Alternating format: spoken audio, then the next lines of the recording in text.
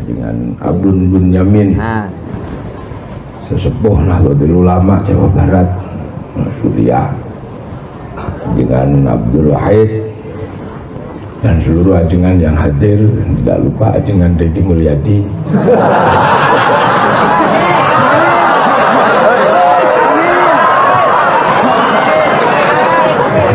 Amin. Ya ini ajengan yang asli itu yang ini. Ikat.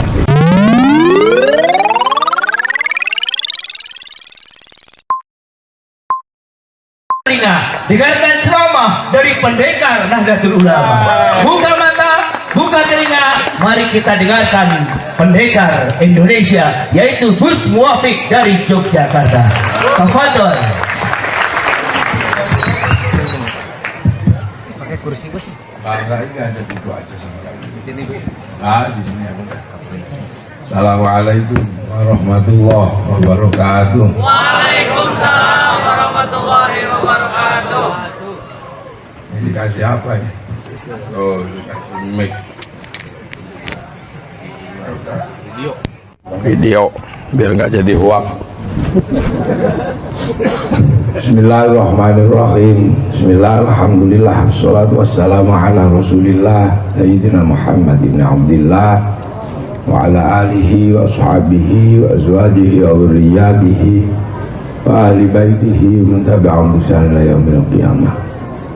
Para alim, para ulama, para ajengan, para habaib, kepada ajengannya kalau di sini ya, ajengan Abdul Bunyamin, sesepuh Nahdlatul Ulama Jawa Barat, Suriah, dengan Abdul Wahid dan seluruh ajengan yang hadir, tidak lupa ajengan Deddy Mulyadi.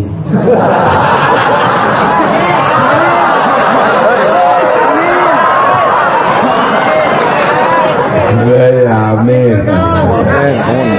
Ya ini ajengan yang asli itu yang ini. Ikat. Ini kalau zaman dulu beliau ini Brahmana. Bapak Kapolres, Banom-banom NU dan seluruh warga masyarakat, hadirin wal hadirin. Sayyidina Umar ini kan orang paling keras. Mana ada orang sekeras Sayyidina Umar? Alisnya nyatu gitu, nggak pernah senyum. Baca Qurannya seorang sekampung nggak ada yang berani denger. Bismillahirrahmanirrahim. Alhamdulillahirabbil alamin. Nggak ada orang berani. Kalau yang lembut-lembut itu kan Sayyidina Utsman. Bismillahirrahmanirrahim. Kenapa bilang Allah? Tadi kok enggak? Nah, berarti pangkatmu tidak kelas Sayyidina Umar, maka jangan sok galak.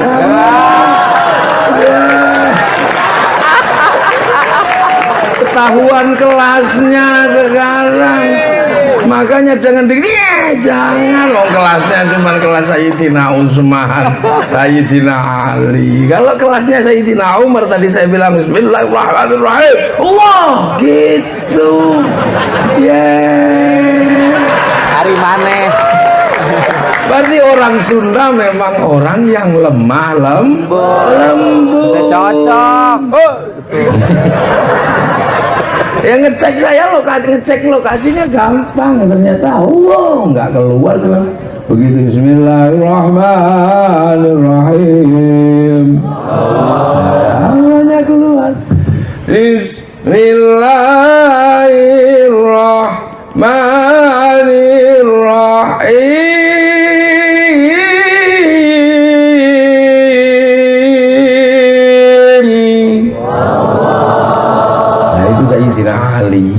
Berarti orang sini memang lembut. Berarti cerita yang galak-galak itu bukan asli dari sini. Berarti korban huwa. Itu Sayyidina Umar keras, jangankan manusia, iblis itu dengar Sayyidina Umar lari. Kalau khutbah itu nggak ada yang berani gini sama Sayyidina Umar. Pedang ditarik, ittaqallah, gini semua orang seperti itu Sayyidina Umar. luar biasa. Makanya waktu meninggal Sayyidina Ali itu bernadar, orang kok kerasnya kayak gini, saya pengen ngerti. Kalau ditanya malaikat mungkar nakir jawabnya apa kira-kira. Maka meninggalnya Sayyidina Ali, Sayyidina Umar, kuburnya di kuping Sayyidina Ali. Assalamualaikum. Salam. Siapa itu? Mungkar nakir ya Umar. Ada apa? Mau nanya. Nanya apa? Himar Rabbuka. Ya Allah. Nah apa lagi? Udah itu aja deh, gak jadi deh.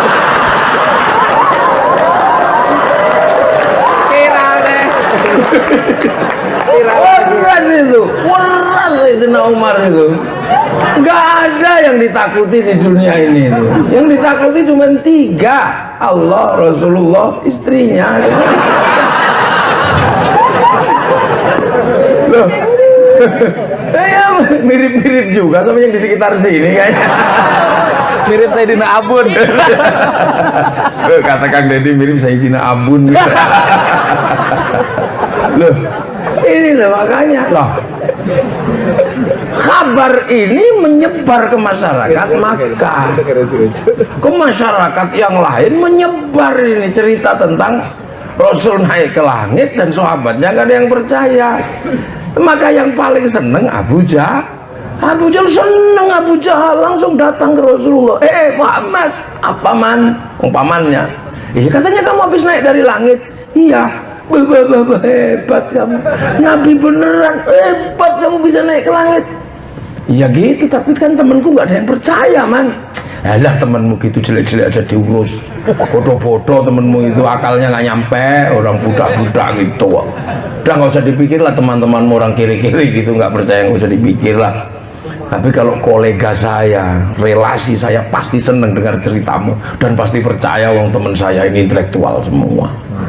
Nah jadi begini deh, daripada temanmu nggak percaya, nanti saya yang ngundang teman-temanku biar kamu bisa bercerita di depan teman-teman saya.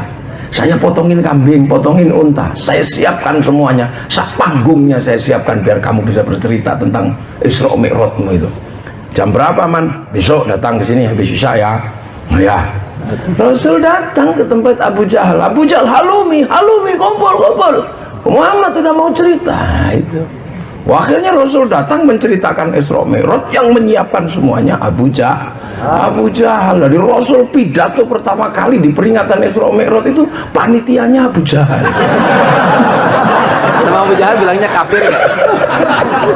Jadi ketua panitia Isra Mi'raj peringatan pertama kali itu Abu Jahal. Ini Abu Jahalnya mana ini?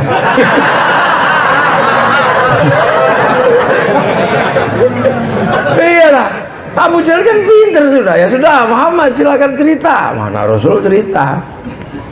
Nah tapi tukang untuk nguji materialnya udah disiapkan. Begitu selesai Muhammad, apa? Itu perjalanan dari Makkah ke Madinah itu warungnya berapa? Hah? Warung?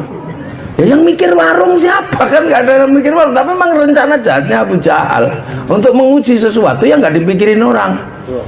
Semuanya warungnya berapa? Ya nggak ngitung aku. Wah bohong kamu, berarti kamu nggak ke sana. Itu belok-belokannya berapa? Ya siapa yang ngitung belokan? Akhirnya terakhir kamu katanya naik ke langit. Iya, dari mana? Masjidil Aqsa. Tiangnya berapa Masjidil Aqsa? Wah ya nggak tahu. Terus kamu gentengnya berapa? Yang ngitung genteng siapa? Sekarang Kang Deddy ini bupati. Benerkah jadi bupati? Kita uji malam hari ini. Itu jendelanya pendopo berapa? 2. Nggak bisa jawab juga ini berarti. Wah, dilempari batu Rasulullah. Oh kamu berarti bohong. Dalam kondisi kejepit Rasulullah. Nah, Allah manggil Jibril. Ya Jibril, apa ya Allah? Itu nabiku kejepit, kamu turun. Ngapain ya Allah? Siaran langsung. Loh, dulu kan dalam kitab tafsir dijelaskan tentang membawa gambar yang hidup. Nah gambar hidup itu apa kalau bukan siaran langsung? Ya kalau orang sekarang kan terbukti semua siaran langsung. Makanya kayak orang nggak percaya Fatihah bisa disebar ke semua wa ila jamil muslimin wal muslimat, kok nggak percaya. Ini kan orang kuno. Wong tinju aja bisa disebar sekarang, syuting orang satu, ini masih logam, pesawat logam, ini logam, makanya senjata logam semuanya. Itu yang bisa melawan sesungguhnya orang sini. Kalau nanti konsepnya sudah ketemu. Kenapa? Karena Arab punya alat musik terbang terbuat dari kayu dan kulit. Eropa punya alat musik terbuat dari kayu dan kulit namanya gitar. Kita punya alat musik namanya gamelan terbuat dari logam. Hanya bangsa yang menguasai ilmu pertambangan yang maju dan penguasaan metalurgi yang mapan mampu membuat alat musik dari logam. Kujang keris dibuat dari batu bintang yang meleleh di suhu 15.000 derajat.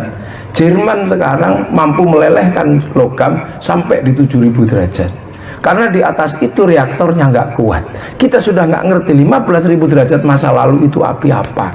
Karena kita sudah tidak berpikir itu, bahkan kerisnya kita musyrikkan sehingga kita kehilangan ilmu dan kehilangan metalurgi yang ada. Ini diem-diem sebenarnya kita kehilangan baik. Gamelannya dimusrikan juga. Akhirnya yang laku jualan organ.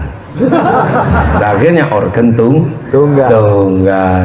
Akhirnya organ tunggal yang laris itu. Nah, inilah Indonesia. Punya banyak hal.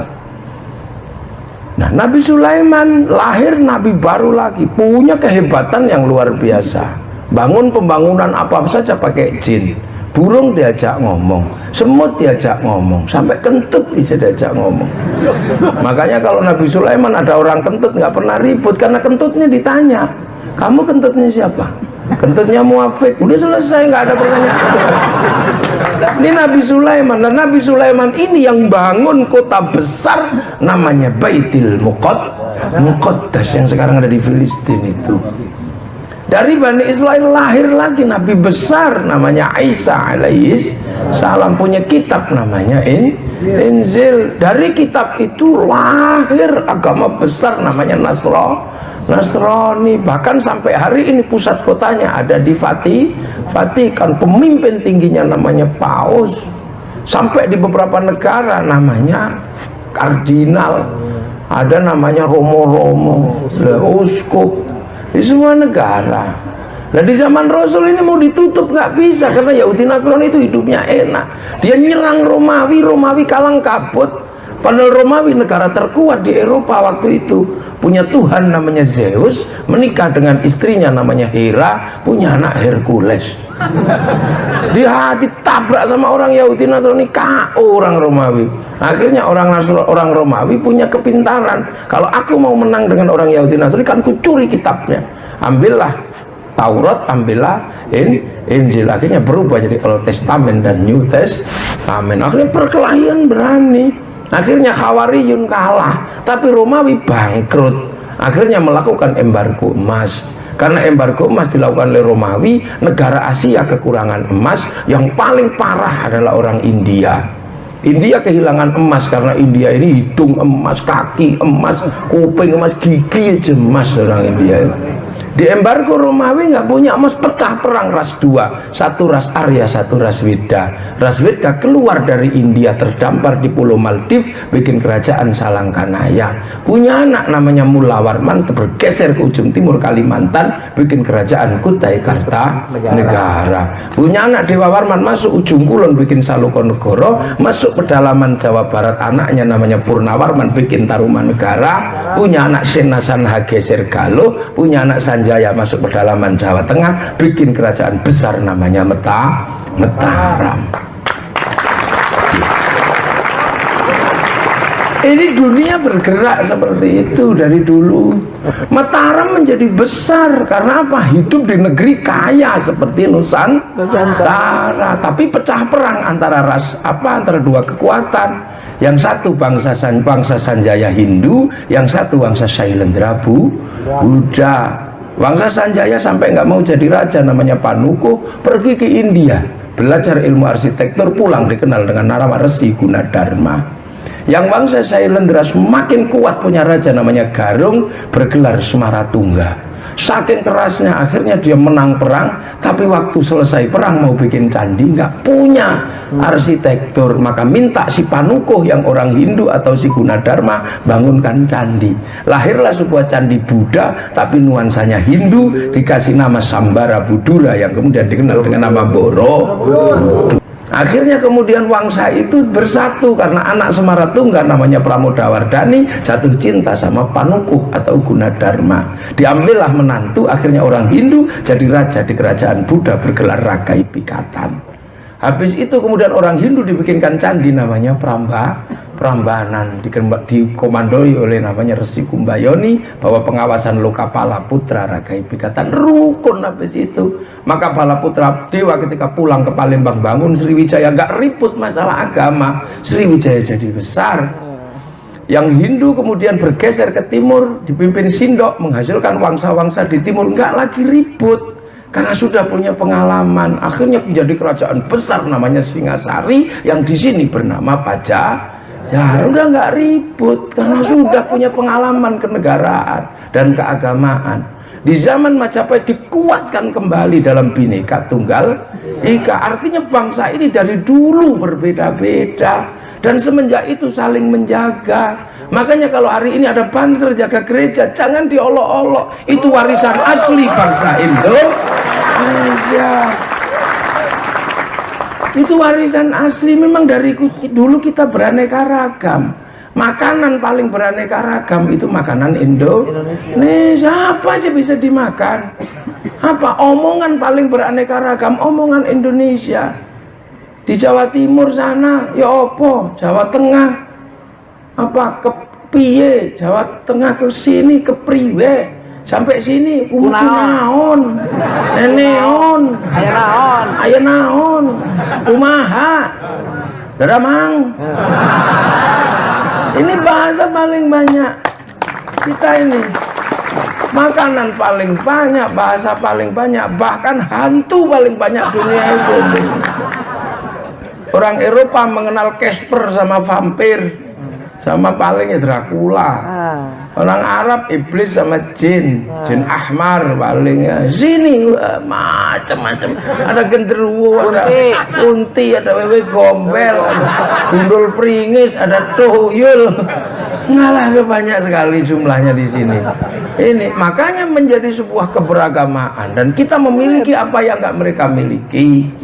Semua punya kita. Orang Eropa punya cerita besar namanya Cinderella. Kita punya cerita besar bawang putih, bawang merah, sama aja. Orang sana punya kisah cinta namanya Romeo Juliet. Di Jawa ada ande-ande lumut. Sana punya cerita besar yang namanya Samson. Kita punya cerita besar Sang Kuryang, pahit lidah, bantung bondo. Sana punya cerita kura-kura ninja, kita punya cerita kancil nyuriti. Apa bedanya? Semua punya kita itu. Jadi jangan merasa minder menjadi orang Indonesia, punya. Makanya kita ini kadang orang ini dibikin nggak pede menjadi orang Indonesia. Betul. Jadi nggak pede. Ayam gede dikit, ayam Bangkok. Jambu gede dikit, jambu Bangkok. Kunci bisa belok kiri ke kanan, kunci Inggris. Gitu. Yang asli sini tinggal gula Jawa. Rambut hitam di merah-merah. Akhirnya jadi LKMD loh, untuk komendas. Jadi kita ini lengkap sebenarnya perbendaharaannya. Apa yang nggak ada? Gus Dur sakit, stroke 8 kali nggak mati. Seluruh dunia ini geger. Wah, ada orang 7 kali mati kok. Apa 7 kali stroke 8 kali kok nggak mati?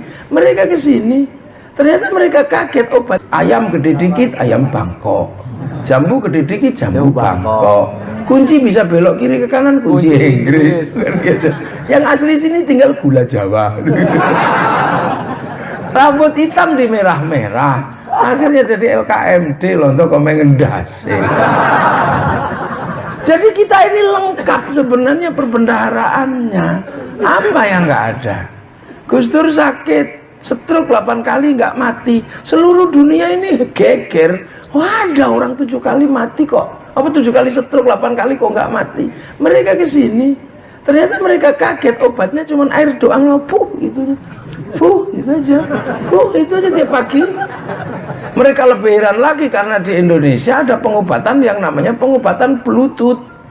Apa? Orang anyang-anyangan jempolnya yang diikat. Nah, betul. Ininya yang ditaleni kan, pakai merang, pakai apa. Mestinya anyang-anyangan kan ininya yang diikat, bukan ininya. Hanya orang Indonesia yang punya pengobatan sakit mata dikasih kencing. Hanya orang kita yang punya nanahan di sini malah tancepin ke tai, apa pantatnya ayam. Kok tahu bahwa di antara telur dan keluarnya ada asam yang sangat menyembuhkan. Itulah yang buat telur lembek keluar menjadi keras. Maka luka yang kena itu dia akan steril. Kok tahu? Kecerdasan budaya. Apa itu karena dulu ditengok-tengok begini ya kita nggak tahu. Hebat nenek moyang kita ini. Seluruh dunia nggak ada yang bisa makan gadung. Satu-satunya bangsa yang bisa makan gadung itu bangsa kita. Genderuwo aja mabuk makan gadung itu. Ini ya dulu nenek moyang kita ya. Dulu namanya Mbah Manap Lirboyo. Itu puasa tirakat 36 tahun makan uwi. Tahu uwi? Ya. Nah, uwi itu dimakan, lama-lama uwinya hilang. Sama Mbak Manap diganti gadung. Ternyata gadungnya yang diuri genderuwo. Kunti itu nyuri. Tengah malam Pondok Lirboyo ngambruk gara-gara genderuwonya mabuk. Sama Mbak Manap dikasih minum minyak jarak, karena dikasih minum jarak sembuh. Terus jadi santri tugasnya apa? Ngisi bak mandi tiap malam, kriut. Nah sekarang pensiun wong Lirboyo sudah punya sanyu.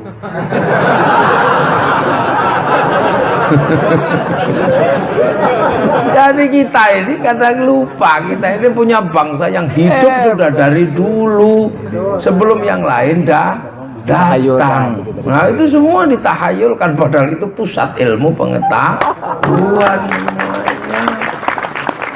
Ya ini ya, makanya kalau orang masih mengobati air mata dengan kencing, pabrik sakit mata tutup itu.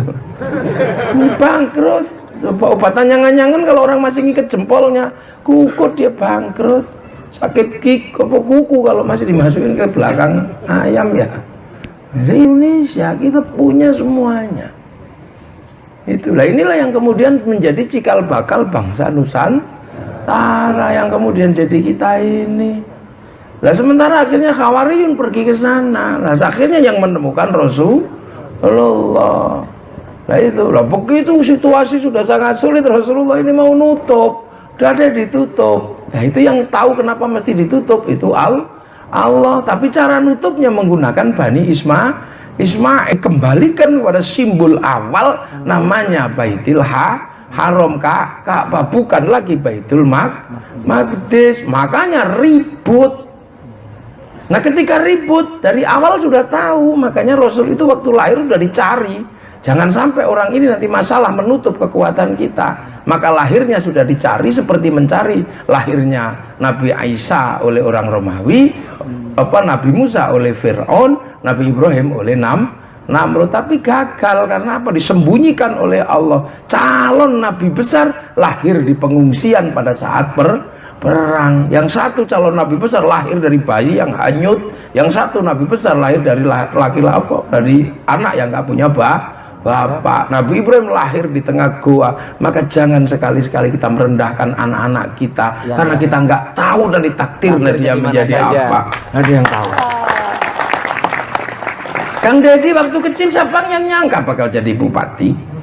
Pasti kurus gitu, gedenya aja segini, apalagi kecilnya. Ingusnya paling juga kiri kanan gitu. Borokan Korengan. Jadi nggak ada yang tahu. Maka yang kadang terlihat kecilnya gagah malah gedenya gitu. Yang kecilnya gedenya ada. Loh itu makanya sudah deh, kita ini jangan merendahkan anak-anak. Kita nggak ngerti nasib anak-anak ini. Jangan-jangan ini yang kurus-kurus, krempeng-krempeng sini nanti jadi pemimpin, kita nggak tahu. Yang kutet-kutet gitu. Nah, tapi Allah nutupnya dari sini. Makanya begitu lahir ini Nabi menjadi besar-besar dan dapat wahyu, yang sini ribut. Agama kita ditutup. Coba kita tanya, pengetahuan dia seberapa? Ya Muhammad, kalau engkau menutup agama nenek moyang kami dan menutup Yahudi Nasrani, menutup millata Ibrahim, apa pengetahuanmu tentang nabi-nabi sebelum nenek moyang kita? Kasih tahu. Adam bagaimana? Ini diceritakan Allah. Nuh bagaimana? Diceritakan. Yunus bagaimana? Diceritakan semua, sampai Ashabul Kahfi juga diceritakan. Makanya Quran itu sebagian besar isinya cerita untuk menjawab tekanan saudara tua Islam namanya Yahudi dan Nasrani. Tapi terakhir pertanyaannya pertanyaan terkait situs dan peninggalan. Kalau engkau menggunakan Ka'bah sebagai tinggalan nenek moyangmu, aku ingin ngerti, Mbah Ibrahim, nenekmu Ibrahim waktu bangun Ka'bah itu dari sisi mana beliau meletakkan batu pertama? Kakekmu Ma'il di sebelah mana waktu bangun? Nenekmu Hajar katanya bantu itu di sebelah mana? Katanya lari-lari cari air. Nenekmu Ma'il waktu mau dipotong katanya dilempari setan, itu lemparnya di mana? Ya nggak tahu. Ya kalau nggak tahu jangan mengaku penerus kok nggak ngerti dari mana asal usul nenek moyangmu dan sejarah keturunanmu. Mate. Akhirnya ya Allah, ini gimana ya Allah? Lah ini keluh kesah ini dijawab innahu wasami aul. Zaman mendengar, maka diangkat ke langit, dipertemukan dengan yang punya persoalan. Ketemu Nabi Ibrahim di mana, kek? Oh, di situ itu. Kamu kalau nanti turun kasih tandalah, namanya makom Ibrahim.